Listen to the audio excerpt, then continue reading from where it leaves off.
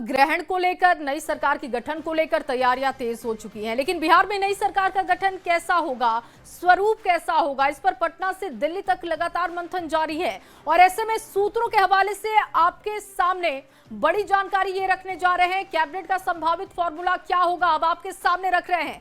देखिए, मंत्रिमंडल का संभावित फॉर्मूला सामने आ चुका है। बीजेपी 15 से 16 मंत्री इनके कोटे से हो सकते हैं।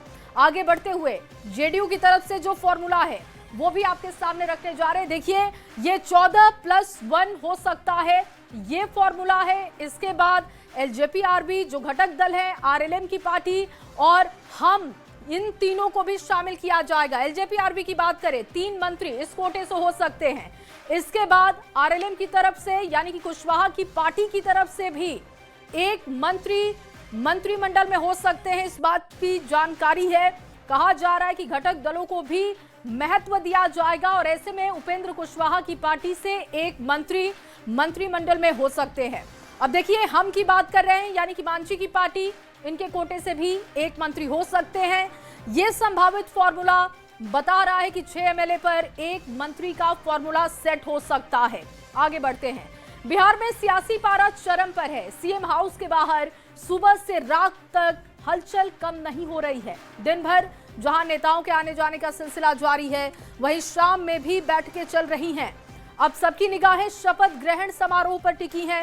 ये लगभग मान लिया गया है कि 20 नवंबर को ही गांधी मैदान में ऐतिहासिक शपथ ग्रहण समारोह होगा और इसको लेकर तैयारियां शुरू हो चुकी हैं।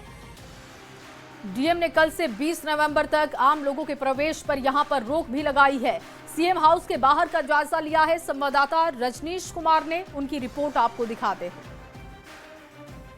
भले ही 19 डिग्री सेल्सियस पर हो, लेकिन सियासी तापमान अब भी कम नहीं हुआ है। पूरे बिहार की राजनीति कहें अगर तो सीएम हाउस के इर्द गिर्द आकर ठहर गई है और लगातार आज दिन भर और शाम के बाद भी नेताओं के आने का सिलसिला जारी है, बधाई देने का सिलसिला जारी है और इसके साथ साथ जनता की निगाहें भी शपथ ग्रहण समारोह पर टिकी हुई है। पटना जिलाधिकारी ने भी 17 नवंबर से लेकर 20 नवंबर तक गांधी मैदान में आम लोगों के आवाजाही पर रोक लगा दी है। यानी ये तय माना जा रहा है कि 20 नवंबर को बिहार में शपथ ग्रहण समारोह का आयोजन होगा और जिसको लेकर हलचल तेज है। हालांकि पोर्टफोलियो अभी सामने नहीं आया है कि किनको क्या बनाया जाएगा, बिहार में कौन बनेंगे डिप्टी सीएम, लेकिन ये तय है, लगभग ये मान लिया गया है कि बिहार में फिर से एक बार 25 से 30 फिर से नीतीश।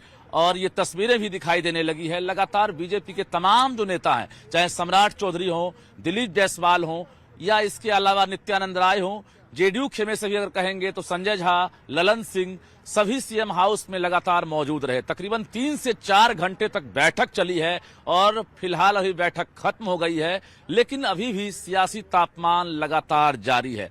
और जो 20 तारीख को शपथ ग्रहण समारोह होगा वो ऐतिहासिक होगा। पहली बार बिहार वासी गांधी मैदान में शपथ ग्रहण समारोह देख सकेंगे और इसमें भारत के प्रधानमंत्री नरेंद्र मोदी भी गवाह बनने जा रहे हैं। लगभग ये भी मान लिया गया है कि देश के कई कैबिनेट मिनिस्टर हों, बिहार भर के तमाम नेता और इसके साथ साथ खुद पीएम मोदी भी गवाह बन सकते हैं और इसकी तैयारी कर ली गई है, क्योंकि ऐतिहासिक समारोह को लेकर ही इस बार राजभवन और सीएम हाउस के बीच जो आप तस्वीरें देखते थे, ये आपको गांधी मैदान में देखने को मिलेगी और जिसको लेकर आप 2 दिन और इंतजार करेंगे। लेकिन फिलहाल धीरे धीरे तस्वीरें सामने आ रही है, लेकिन अभी ये मान लिया गया है कि 25 से 30 और फिर से नीतीश।